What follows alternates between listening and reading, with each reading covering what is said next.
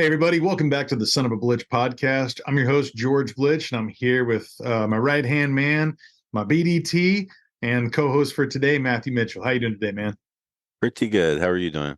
Doing fantastic, man. So for those who are looking at the both of us right now, you might see that Matthew Mitchell is a familiar face here. We do a lot of stuff with Wild Game Series. We're interviewing a bunch of chefs, and we also have a bunch of mostly audio only podcasts because we'll be out at the ranch talking about our hunting experiences. And so this year, 2023, got off to a ridiculously amazing start. Matthew and I have been working throughout this entire year up until when hunting season started for us in October with our managed lands deer program. So we can hunt to the last day of September till the very last day of February.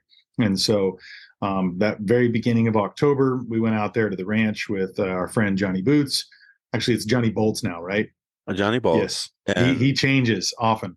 yes, and he did join us. So George and I, the way we look at the entire year is we have what we call work trips, and then you have the hunting trips. And so pretty much every month we go out there for the work trips, and John was able to join. I think he actually started joining in July, if I remember correctly.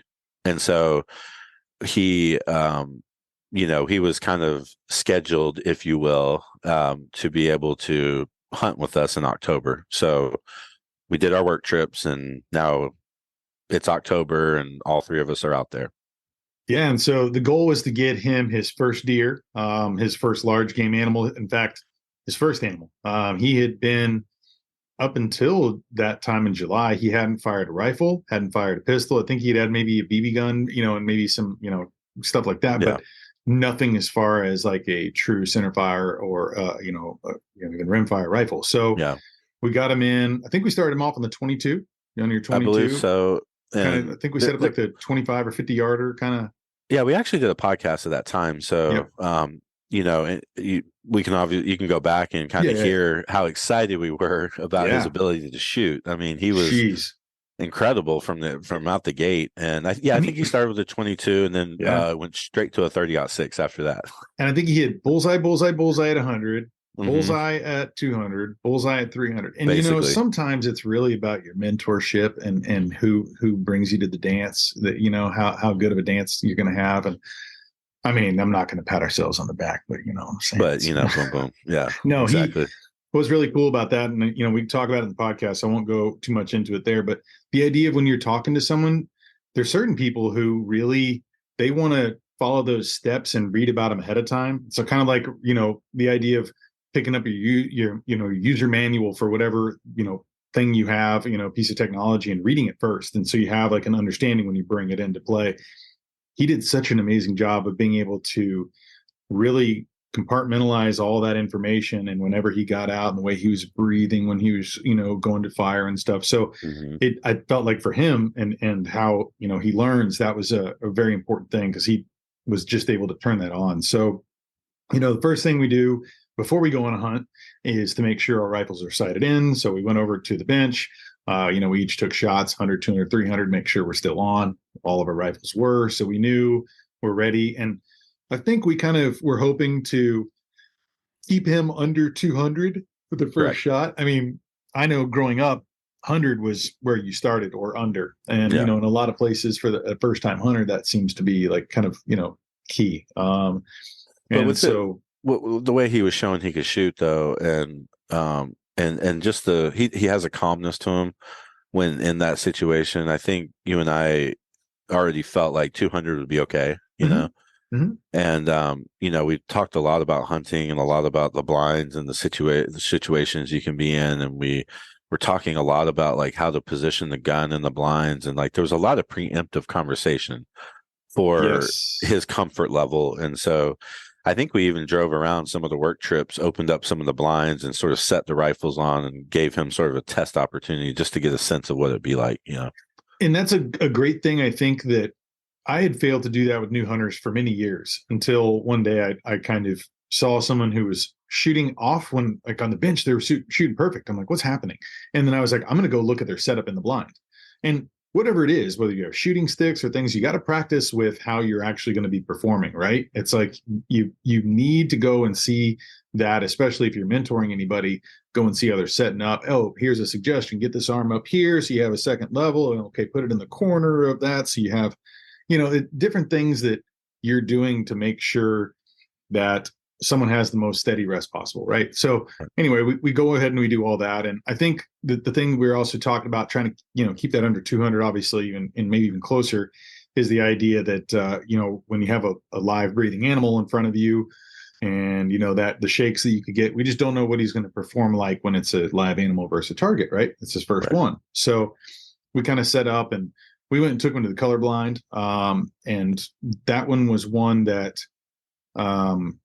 I think there's a feeder that's about 162 It's 160. yards, I think. Yep. Yeah, 162. So and it's fenced in. So we have those. We used to have a protein feeder in there. Now it's just corn, but we had fenced it in to keep the hogs out. And, every now and then you get a big hog that'll get that one little corner that's knocked down. But that was something that we knew. We had corned the roads. And so in there, you kind of have a V looking out, and then you have two on your far right and far left at kind of your 90s. So you have you basically have a really good swatch of 4 different lanes in between. If you've got the V in front of you, the right V, and then the far right lane, in between the middle V's is you have a pond.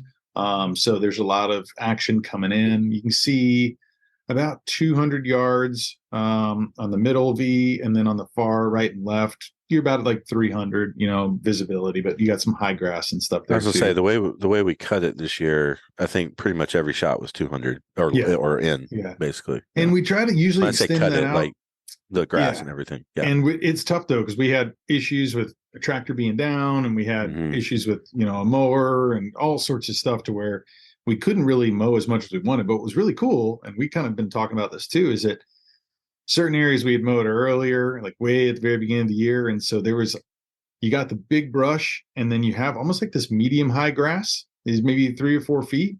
And then we have the stuff that was mowed, and it kind of gave that transitional buffer zone that a lot of animals stopped in before they came out into that. I really liked hunting with that, Yeah, because I think it even slowed that. I ended up seeing like a rather large buck somewhere, maybe 5.5 years old, 6.5 years old. And it actually gave me probably another 5 to 10 seconds with that buck, because he did sort of slow down in that transitional zone. And so if that was the right moment for me to pull up the gun and put the scope on everything, I had a little bit more time there. And that was kind of nice, because with those big bucks, or let's say a pig or even a predator coming through, they move fast, and you have to be ready, and they're not just going to wait for you at all. And so you're in a window of 15 to 25 seconds, most likely, if not less, and so that transitional zone was really interesting, because it definitely slowed down every animal. I whether it's pig or coyote or deer, all of them slowed down because of it. No, it was really neat. In fact, I remember I talked with Lindsay Thomas, who's the chief communications officer, I believe it is, CCO with National Deer Association. And we talked about that particular thing. Like when he was saying, one of the big benefits is being able to have this buffer zone. He had a particular name for that kind of thing between your big woods and then, your open areas. But, we got to see that, by default of, not being able to get everything mowed. But I think that's something that we'll continue to do. Absolutely. In future years. It seems to be a nice little, kind of buffer there. But, getting back to the hunt there. So I went up. I mean, he had gone with you the first 2 hunts. That's right. And one of those hunts, we actually had a nice doe. She was inside the feeder pen, basically. And, it was his first time putting the crosshairs on a doe. And, I think he felt good at some points and didn't at others in terms of comfort level. But he had 20 minutes with that doe. And, I'm only giggling because like I would have, this has probably been my first time too, doing the same thing, where now like 20 minutes seems like an eternity with a deer to have in front of you.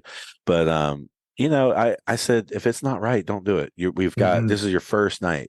this is your first hunt, and we have another 5 or 6 coming up on this trip. So just continue to put the gun up and keep doing, keep practicing, going through the motions, and just get comfortable. Don't pull that trigger until you're comfortable and ready, Yeah, yeah, And so we finished that hunt. No shot was fired, but I think he was able to kind of learn a few things in that moment for when he sat with you after those 2 hunts with me. I think that's when he was probably finally really truly ready. yeah, yeah. Well, and it's funny too. Remember we got back to, he said something about, he's like, I don't know, I also didn't want it to be over so quick.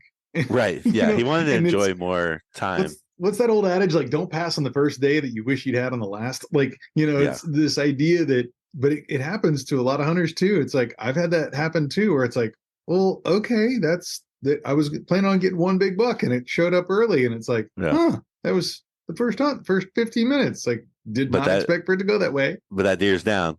A deer's down. That deer's down though, because you That's can't. the good You just feeling never too. know. You can't pass it up. Yeah. But So, it's funny because, when we go on our longer hunt here, when we go to South Texas, and we kind of have, 5 days where it's, you're like that, you might see a coal buck or something that we're looking at, like, maybe, but what might happen tomorrow? And it's just, sometimes you don't ever get back to that opportunity, even for, a deer that might be at that age class or that size or whatever it is. I mean, we're trying to fill freezers with as much meat as possible, but yeah. yeah, it's one of those things you got to, kind of compute it. But it's good because we knew we were seeing a lot of deer, and I think it's good that he got comfortable with that idea. So, that third hunt, he came in with me, and I brought in my good camera, and I was going to try to film his first hunt, hoping that someone would show up. And we got out there, and I think we were probably about an hour in, and we're texting back and forth. I think you were starting to see a little bit of movement, and then we were seeing some stuff, and then a group of doe were over at the feeder, and then there were some that were coming out from the other side. It was all in this kind of like center left lane, and we're seeing a lot of action there. And before you know it, it's like they all kind of were congregated out in the road, and right on the edge of kind of the woods there. And I guess that'd probably be about 150 to 160 yards there where it was. And so this one that, there were two doe, and one was bigger than the other. And it was coming out. It had a little weird gait when it was walking. Couldn't see an injury like externally. So it's not like, there was some wound or something like that, but it definitely had some, maybe it had hurt its hoof or something, or maybe it was something higher up, but it was But the one that had the gate, are you saying that was the bigger of the two? Yeah. Because Okay. that's the one that I was like, you should go for that one. And he's just Right. like, Yampy? And y'all, we all have to play the audio commentary because I think you should. we're I really think you recording should. this part. Yeah, maybe I'll do like a pause here and go. But Yeah, so funny. it is hilarious. He's like, I don't know about shooting Gimpy.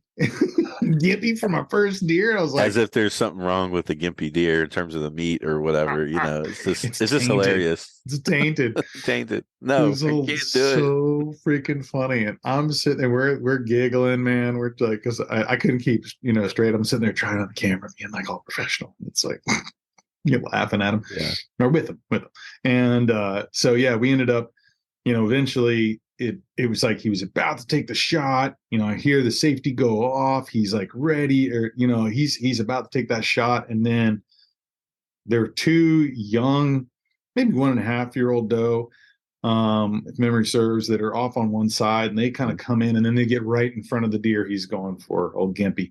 And he's finally getting settled on the idea. Yeah, and then it's like, oh, there's these. He's like, oh no. deer I'm in like, front of him. wait.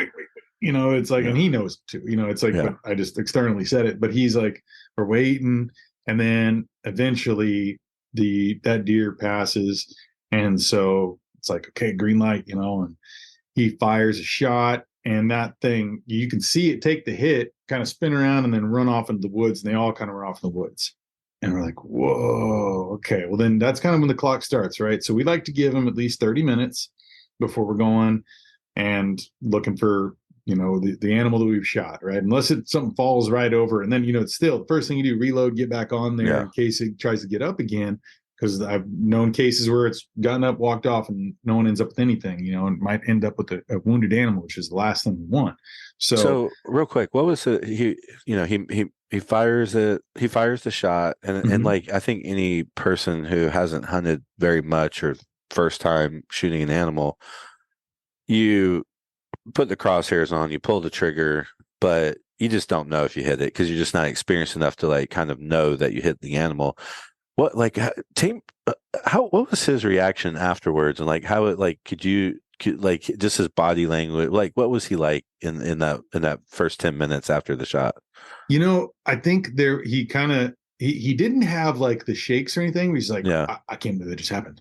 And then one of the things that I was like, how did you feel about the shot? And he's like, I felt good. I was like, I could see that the animal was hit the way it kind of, there's so some he signs. did see it.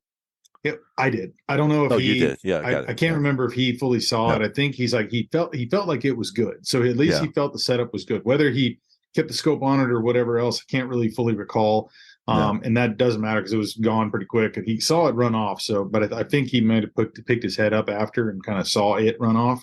Sure. And I was like, reload, and kind of, because I think that first time you're shooting too, you're kind of like, whoa, that just happened. You're not trained to necessarily like shoot, put another one in, right? And so it's like just in case it comes back out or whatever, or goes that next lane. So I'm kind of leaning back too because of how we're kind of set up in case it comes out in that other lane.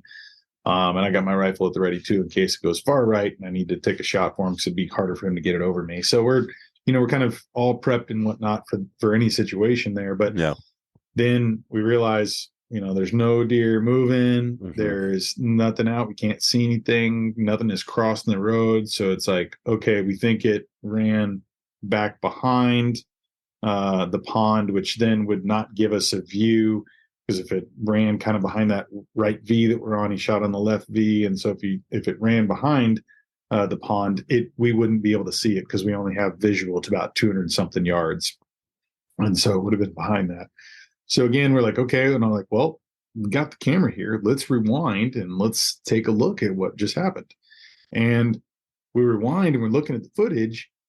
And to me and to him, when we slowed it down, it looks like the shot is behind his intended area, which was heart lung, and that it was maybe a gut shot. And then that timer resets. So for those who maybe know or don't know, rather, if you have a gut shot, it could still be a lethal shot. It could still be a mortal shot, but it may take longer for that animal to die. Yeah. So, you shoot a heart shot. I mean, I shot a heart shot before in a deer right in the center heart, and it still walked 100 yards before it fell over. And I mean, it was bleeding the entire way, basically bled out. And that was a heart shot. You would think heart shot, boom, down. No, not always the case. Lungs too, sometimes they may run 100 yards. It's like adrenaline, all the things that are going through their body, right? So even though their ticker's gone, well, with that being a potential gut shot or something a little further back, maybe a different, organs there, we decided we'd give it more time. And so, keep looking back at this footage and it's like starts to creep in probably a little bit. It's like then it's like, oh, it looks like it back here and the way that the body folded and man. And so we waited. So normally it would be 30 minutes, click, going down, right? And if it runs off, and that way it's given time to expire. And I guess around that 40-minute mark, I think we're going to maybe try to push to an hour because the weather wasn't too bad to where, it wasn't going to be like immediate spoilage. It wasn't like it was, super hot. And so right around that time, I'm looking out and I start to see some deer funneling out of the right V, and probably about 220 yards are coming out of the brush, and they're starting to just stay along that brush line, which is about 200 to 218 yards there, depending on where we are on that visual. And you probably got about maybe a 75-yard swatch of space you're looking at, and I see decent sized doe come out, and then right behind it I see a very dark doe, which is a melanistic doe. And there are about 7 or 8 counties in Texas where there are the deer are about 20% abnormally dark, and they have a lot of melanin in their system. So melanism, when you think about albino, right, it's very easy to think about, oh, it's a white animal, right? Or Lewistic, and like it's a lack of color for the most part that you're seeing, right? Well, with melanistic animals, melanism is a trait where the coloration, the tissue, everything is colored darker, so that hair is dark. I mean, we're talking chocolate brown, like black. It's dark. And so for Very those who don't know, different looking very different, very different. And deer. Yeah, it's just very different. I mean, very obvious that wow, that is a very dark animal. and we've seen some before, and in fact, in on I mean, November we knew 11th, this one was here. we knew The this one, one was here. We saw yeah. it 2 years before as a younger one. Hmm. Last year we saw it and had crosshairs on it. It's 2.5. I saw it the night before. You saw it the night. That's I right. don't know if you remember that. Yeah. So Yeah. Let's bring that back in real quick. Yeah, the night before we were sitting in the same stand and hadn't seen really anything. No, I'm sorry. That was the same night that it was the first hunt that Johnny and I had. Yep. And after the deer went away that he was potentially going to shoot, there was in the right lane. I mean, we're past sunset. We're into the last 5-10 minutes of shooting light. And I knew it was for doe. I could tell it was for doe just by the silhouette. You if you're out there long enough, you can tell the difference between the silhouette of a pig and a doe or a deer. But where I had no confidence was is that one in front or behind, or how are they positioned? Because the way they were feeding in that lane, so their necks were crossing each other. Yeah. But I could tell one of those doe was significantly darker. And so I knew what I was looking at. There was no way I was going to shoot with that little of confidence of where I could intentionally put a bullet. Right. Yeah. And so, very neat to see, but, there was a high likelihood that she was going to be in that same area. And fast forward to the next day, the next evening, when you guys are sitting there, indeed, they actually came a little sooner than they came the night before. Yeah. And that was, and the way they came out, they didn't go to corn. It was like maybe they're coming into the water there too, in that pond, or maybe they're just crossing the property there, but they kind of came towards us and then did like a 90-degree turn along that brush line too. They weren't coming out and feeding in any area there. And, I was kind of the idea of melanistic animals on the property. We've seen a buck before. We've seen a lot of melanistic deer, but one of which I had an occurrence with was in 2016 on Veterans Day. I ended up taking a very mature buck that we dubbed Black Beauty, a melanistic buck there too, 10 point. And so there's a story I've written about it too. You can go to the sonofablitch.com website, look at writings, and there's that there too. Maybe I'll put a link in here as well. But that kind of talks about an experience of seeing them around there and talks a little bit more about them. And so we've had many sightings over the years, and there's been some, mature doe that we've hunted for, but they just never showed up. So this one, we decided at 3.5 years old, we would take it. One thing that's interesting and something that hopefully we'll be looking at more is that in melanistic doe, I've never seen one with a fawn ever, no matter what age class over the last, 12 years of being observing these, not a single time. So I don't know if they're, sterile. I don't know if they're not producing. A lot of times other doe will push them away. I don't know if bucks feel the same because they look different. Maybe it's I don't know what it is about that, but we saved a bunch of tissue samples. I've talked to Jim Heffelfinger, who's, wild game biologist, helping with the Arizona Fish and Wildlife there. He's, I think that's the name of what they have, but he's, one of the main men in this arena. And so he's like, make sure you save some stuff. So hopefully we'll talk to some people, maybe we can get some, genetic samples that we can send out to the right people and figure out more about it. But again, here's this doe coming out. It's no fawns with it. And that's one of the things, we will never shoot a doe with the fawn. We want to give the fawn a chance, to be able to make it on their own. So at least at 1.5 years old or whatever, that's what we see a lot of them running out on their own. So I immediately recognized this is the one that's, 3.5. And so I'm getting the camera really quick set up for the shot. And then I kind of make sure that I'm looking over at kind of the side of my eye, camera is where it needs to be. And there's another doe in front of it, and it kind of like steps out and to where I can see the whole doe, and I've got my crosshairs ready to go, safety's off, and then I see the doe that's next to it take one little movement forward, and I'm like, I don't want it to run off because they're both kind of being a little sketchy. There was some hogs, that we had seen right after, just very shortly after Johnny had taken his shot at his doe. And so I was like, I don't know if they're spooked, if they're about to run. I've heard some coyotes. It's like, and all those things in your mind, like, I need to make the shot now, but I want to make sure that I'm making the right shot. So I was steady. That doe made that one little flinch move, and then I just fired. And I could tell immediately, I could see through the scope that it took the hit. I was like, okay, it's hit.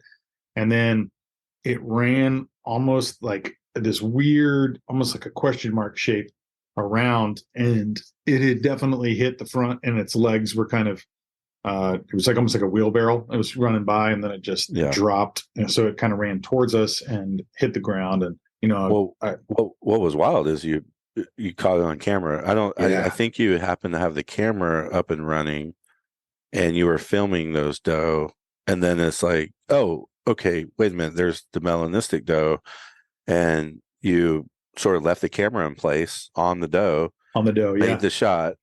And what's wild is in the video, you can see the doe is hit, and then she runs to the left side of the frame, out of the frame, and then all of a sudden, like, much more forward and coming from the left frame across the right frame, and where she was like, running but struggling to run, but it was really, it was like out of frame and then back in frame. It's like it's kind of a neat video. But that's, I think, what's more incredible. The most incredible thing about that entire moment is you actually got it on film yourself. Yeah, like that, like that's kind of hard to do.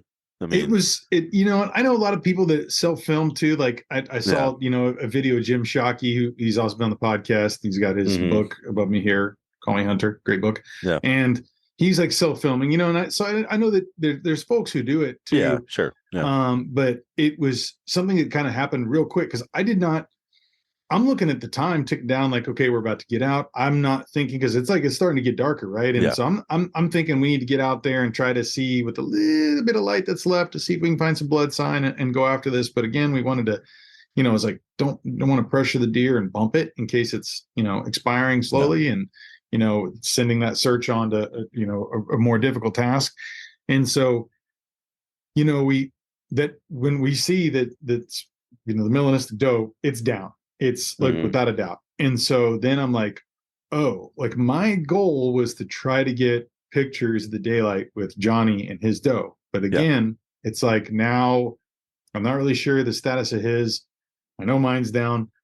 Let's go over there and let's get some pictures with the melanistic doe, because it's light. It's a very rare thing to have happen. Yeah, it makes total sense. I mean, and Johnny got it too. He's like, okay, cool. I mean, we went out first, and we're like, oh, and I was like, oh, let me get my good camera. Ran back up to the blind and came back, and was like, try to set it up. And I'm looking at him like, okay, go over there and get by the doe. And so I'm kind of trying to figure out how to frame it, because I was like, I don't know how well he knows how to operate cameras. And I was like, I'm just going to get it on regular autofocus stuff. And I was just like, you just keep clicking. And, and so like, we're taking pictures and stuff, and I feel like I got a good framing, and I'm like smiling and doing the whole grip and grin. I'm very excited, but I'm like trying to get the quick pictures quick before the light's fading. And then I'm like, okay, we're good. I figure one of these, whatever, 40 or 50 pictures he took is probably good. And that is when I was like, I finally recognized, like, I don't need to get the picture now. I'm done. I've got it. Right. Yeah. And so he's still sitting there behind the camera, and I kind of put my hands down on the deer, and I'm saying my thanks, kind of a, prayer of just, appreciation for this moment, and the fact that there's lightning has struck twice, the second melanistic animal, or second melanistic white-tailed deer. It's pretty, like, there's big feelings going on. I'm just like, wow. And I'm not even recognized this later, but then we get back and was reviewing the photos. Johnny took a couple pictures of me in that moment. And those are the most, you and I were looking at those photos. You're like, that's it. That's the one right there. That's it. Because it was unintentional. I wasn't Absolutely. Yeah. posing and trying to, or looking serious or whatever. I'm trying to figure out what might be good in case, because I'm going to write an article about it. I wrote an article, got published in a few different magazines. So I'm already thinking in my mind, I want to get a good picture to go along with the article. All right. Yeah. And Yeah. make it interesting. And we got live pictures over the years and stuff too. So I got some good video, I got some, pictures of this deer beforehand, in previous years, previous sits. So it was that one that, I'm kind of have my hands on it and I'm in prayer. And I was like, I'm so glad he took that Oh, it's picture. I'm so glad. so good. It's That a that it's a exemplified so well much. something you put on your wall, show up in a Yeah. magazine. I mean it's the moment. So Yeah. No, really, it really that was it. It was the moment. yeah. And that's when I could actually like let it all in. And that's when I was like, this just happened, Yeah. because it's kind of like, there's a certain point where whatever you're taking, whenever you put your hands on the animal, really, and like, or the photos are done or whatever, it's like, you're like, oh my gosh, like it's hitting me. This experience just happened, whatever it may be. Or maybe it's when you walk up to that animal the first time, you're like, it is down. Oh my gosh. So we're like, wow. And we get you, and we're like, okay, we're going to go look for Hmm. Johnny's deer. And then we realize, like, we're not finding any blood, like, at all. And like, oh no. And Yeah. More doubt sets in. Yeah. you know and maybe you can talk to this too as well. It's like, because you've had this experience enough now too. It's like whenever an animal's shot in an area and you're like identifying the area where it was, or we're able to look back on the camera too, so we're like, okay, it was here, it was in this spot in front of these cactus, and we kind of pinpointed that, took a little screenshot with our phones too, and like, okay, yep, there's that cactus. Okay, but then what are we looking for as far as trying to figure out a pathway of where we might start our search if there's no blood? Oh, if there's no blood, I mean, essentially you work your way to a grid system, right? And so you're going to enter, or what it seems like we tend to do even before the grid search is we have kind of an idea of where it entered the Mm-hmm. woods, right? And then you start to look and you're trying, when you get into the woods, what's nice is that you have limbs and you have other things that are more at the height that the deer can brush against. And so you really start looking for blood at not on the ground, but at a higher level as well, like a couple Mm-hmm. feet up. And then you're looking for the game trails and you're looking for the blood on those game trails. And then you're kind of scanning around to see if you see a white belly. And you just kind of layer yourself in a bit. And then when you get to a certain point where that is not really working out very well, the main highways have no blood, the little secondary trails have no blood, and you've kind of done, maybe 20 or 30 feet in every direction on those main trails, then you kind of get into grid mode. And then you just sort of, like I think you and I, on this particular trail, about 50 feet in, we were onto a major sort of drainage that leads to an adjacent tank. I mean, or Yeah, it's kind of a pond or creek whatever. bottom. Mm-hmm. Yeah, it's a creek bottom, but it was Mm-hmm. dry. Yeah, yeah, yeah. And so we got down in there. And so I think, we were both like instinctually, both of us were kind of going in different directions. Um, Path of least resistance kind of thing. And I think you saw me go to the water. So yeah, I think water can be a source where they're going to go, maybe go to die or like it just, like it's just somewhere they can tend to go. Excuse me. And so like I kind of went down towards the water and started walking around, and all of a sudden I hear, found it, found her, and so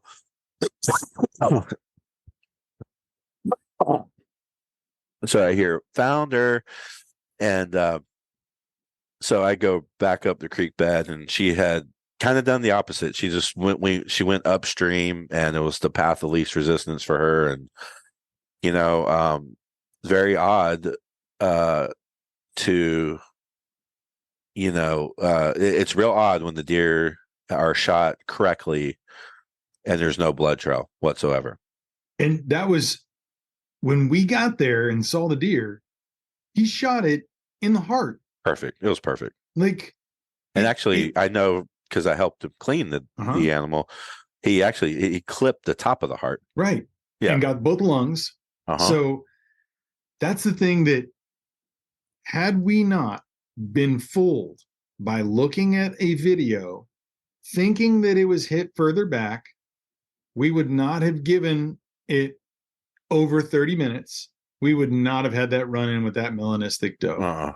So it's a very strange thing. It's like, I thought we had video evidence of what happened. The video evidence is the thing that threw us off, because if we didn't have that video, we would have been down there in 30 minutes. Because I was like, this guy's shooting well. He says he shot it well. And he did. He hit it right where he's supposed to do, but there was no blood. But then, like, the exit hole was, about the size of a baseball. Like, it was very weird, like, how that happened. And, it's, we don't thoroughly look for blood. I mean, and what's crazy is the wound was as if there should have been blood squirting the whole time on its journey to where it went and laid down, but. And I even tried to backtrack from where we saw it, areas around it, looking for blood, just to study. And it's like, what happened here? I don't understand. But again, everything's strange. Nothing ever happens the same way twice, and you just never know. There's no explanation sometimes of what happens and how, other than, it's like, we found it. We found it, know. And do you remember I found a shed antler right next to it. So I kind of put it up when you walked up, and you're like, huh? Yeah, I walked up, and internally I'm going like, something's not right. Why did he? No, that's not. Yeah. Okay. That's a shed. Yeah. It took a few steps, but George is a joker. But yeah, it was we did what every group of hunters should do for a guy who shoots his first, or a gal who shoots their first deer, is we let him drag it out. Yep. He dragged it all the way out, and we got some good pictures, and you could just tell the relief set in. He started joking around and just started having he was just at ease. And I've been there. I know that feeling. I mean, we've been on the worst side of that, like where you never find the deer, and but more often than not, we they're there, and you just have to take your time and look and just do your due diligence, not panic or freak out or anything. And and so we I think the cigars came out at that point. Yeah, no, they did. There was a celebration, and kind of sitting around and kind of getting them up on the skinning racks and getting everything prepped. And then there was like that moment of like, oh my gosh, this just happened. Like, and some pictures where I'm next to my doe, he's next to his, and we took some great photos of, like, I think you have some of mine where they were on the Polaris laying next to each other, because that's how we set them up there on the hood just to get them back. And just side by side, you could really see the difference in the fur. And then when they were hanging, the same thing. But there's some really great photos that that help you understand like how dark that deer really is. Absolutely. And there's other melanistic deer that we've seen out there that kind of have a lighter shade. And, like I said, that in those areas too, there's 20% of the deer population has abnormally dark coloration. Right. And that's a very unique thing. It's like, we just have that there, but this one was very much, it's almost black, it's the so chocolate brown black. It, like, that would be the combo color I'd describe it as.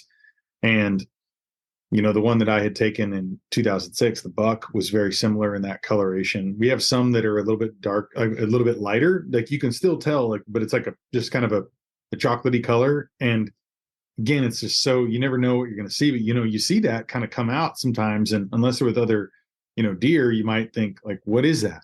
It's like, looks like a different species. It just completely, it'll throw you off. I've seen pictures of people like, that's not real. I'm like, no, I assure you it is. Real.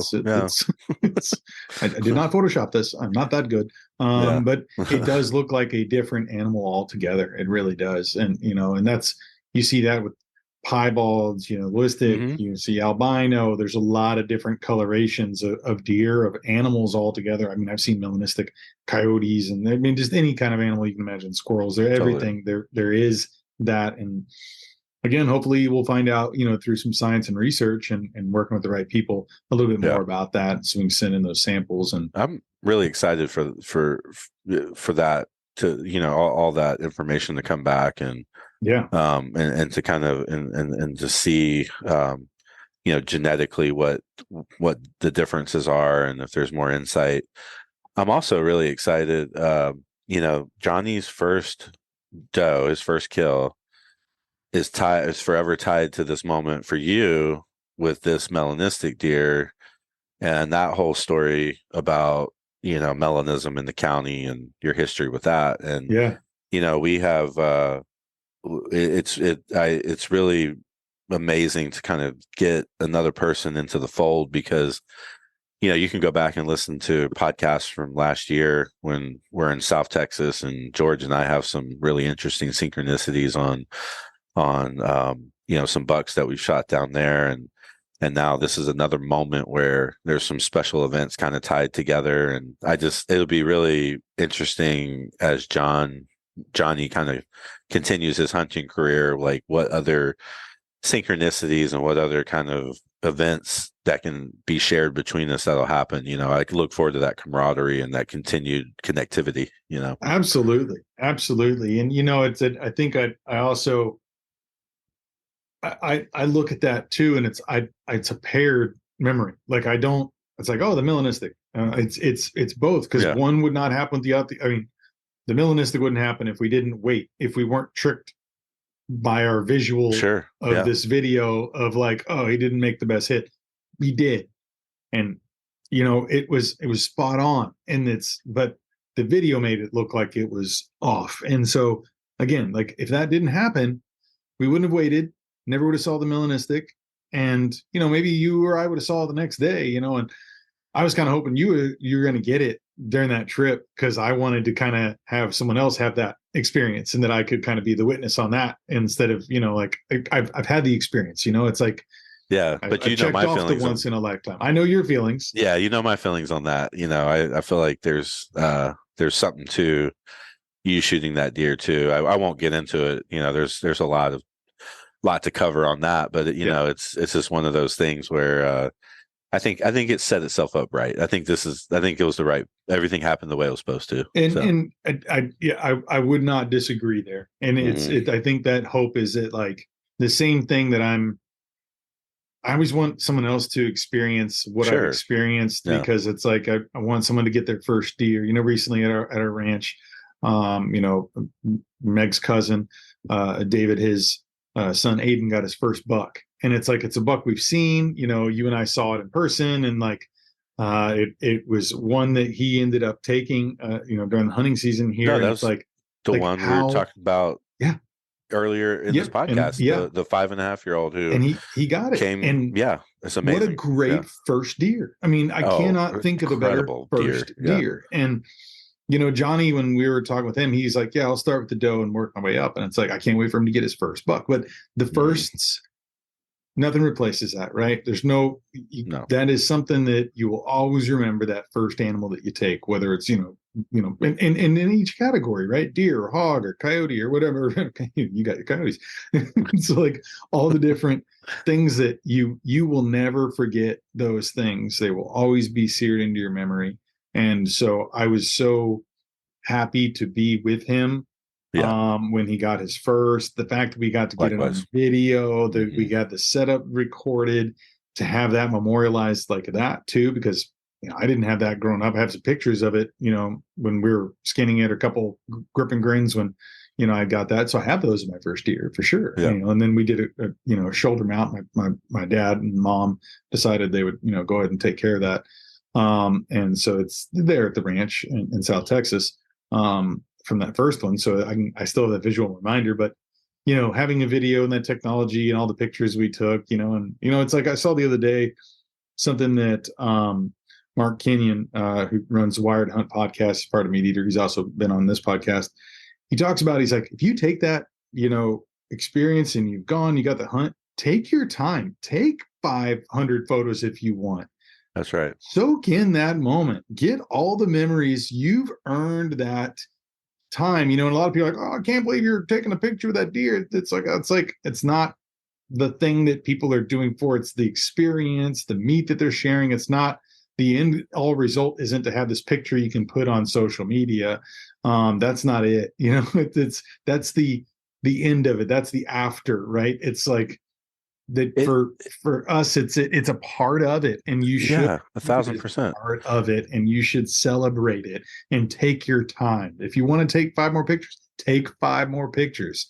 And that comes back to the way we started this podcast, right? We mentioned, the work trips, and Johnny had started, joining us in July, and we take a ton of time to like really get that place right and do a lot of things we work really hard throughout the year. Yeah, we do.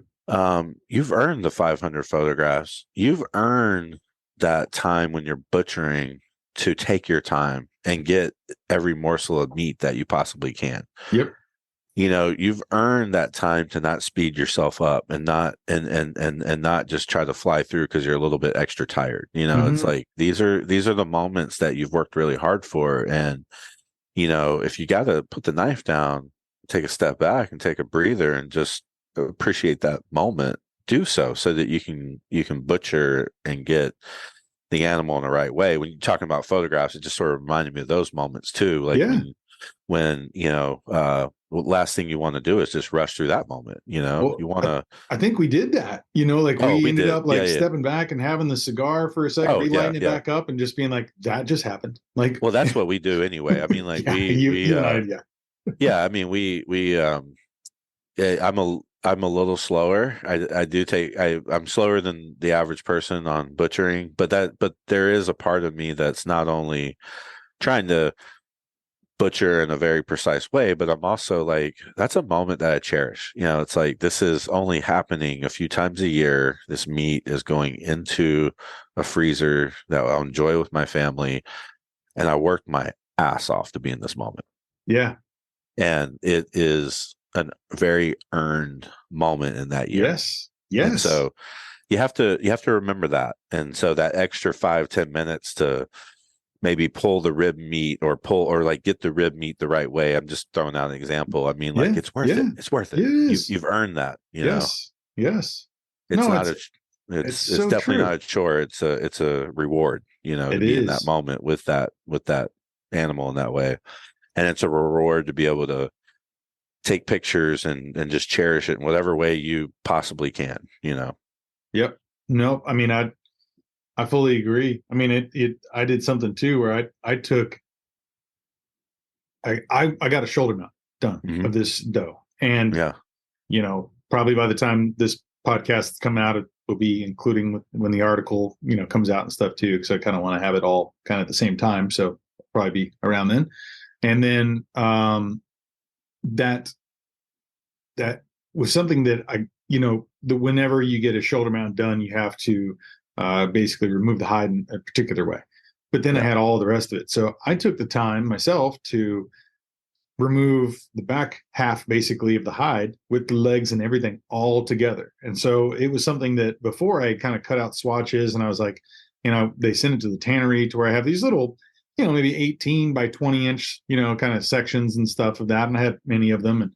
And, but this one I was like, well, let's see if I can get the largest piece. So I got that out, and it took the time to do that because I was like, this is twice in a lifetime opportunity. But it really is one of those kinds of things that's so exceedingly rare that I was like, I want to get every single piece of this hide that I can get to the tannery that I can be able to keep. And that's like, whatever I'm going to do with it, I don't know, whatever that is. It's like, even if it's just something that's laid out someday on a table or whatever, or put on the wall, or, made into part of a pillow or whatever it is. Like, I just wanted to take I did not want to waste a single piece of that hide at all. Right. And I took the time to do it, and it took me longer. But at the end, whenever that last piece was on, I was like, that was awesome. Yeah. So neat. In fact, that's one of the things we had done with the the previous deer, I'm going to try not to break everything here behind me, is I took the tail, and that was the one from 2006, That's 16. cool. Yeah. And so this was the only bit of white that was on, or any other, coloration of, it was just that underside of that tail. And the same thing with the doe. There's just a little fleck of white here, even less so than this one here. But the B&B taxidermy, I was like, what can you do with the tail? He's like, I can make like a horse whip. And I was like, I don't know what that means, but yeah, let's try it out. So he's like, I've done this a couple times. So he's like, why don't you try that out? But yeah, anyway, that's the coloration, for those who just kind of want to see that visual. It's like, it's very, very dark. And it's even darker than this one, I think, than that tail there too. Cause that was a little bit lighter on the tail, but anyway, that was one amazing day, and I'm just so incredibly thankful. It feels like almost all the work that we put in, like that reward of those experiences just feels richer. And to be able to kind of talk about it and share it with my friends is the most incredible experience. And then to be able to share that with my family and friends is, just, it's all part of it, man. And I think we're just so blessed to have these experiences. I'm reading a book right now by Rick Rubin, talking about, creative arts and artistry. And it talks about like how every single time you go to whatever your craft is that you're doing, whatever you're creating, whatever your artistry, and in fact, just your experiences in life, sometimes try to go and look at something through the lens of it being the first time ever. How would you experience this the first time? And I think that that's something that I've kind of taken back into, this hunting season, is every time I go out in the woods, I want to try to act like it's almost like my first time, and really trying to be eyes open to that thing. And really, as I've been letting myself into that mindset, just how lucky and blessed I feel to be able to have that experience. Because there will be a day that you and I will step into the woods to hunt for the last time. And I don't know when that is. I don't know either, but I think about it. And that's what you're talking about. That's exactly it. Be conscious enough to realize where you are. And that's where that whole Markinian idea too. It's like, you're there, take those pictures, take that extra time. Absolutely. Step back, pause, look at the sunset while you're, field dressing your, whatever it is, like take it all in. And I think when we do, we realize that this is a way of life we want to preserve, we want to conserve, we want to pass it on to future generations, because there is such a connectivity of being able to put that wild, game, that wild meat, that experience into our lives, and kind of touching back to something that connects to our ancestral ways and how we arrived here where we are today. So it's a full 360 richness. And, man, I can't wait for us to get back out in the woods and do this again. And we'll talk about that next set of experiences that we're lucky to have. It's going to be great. Can't wait.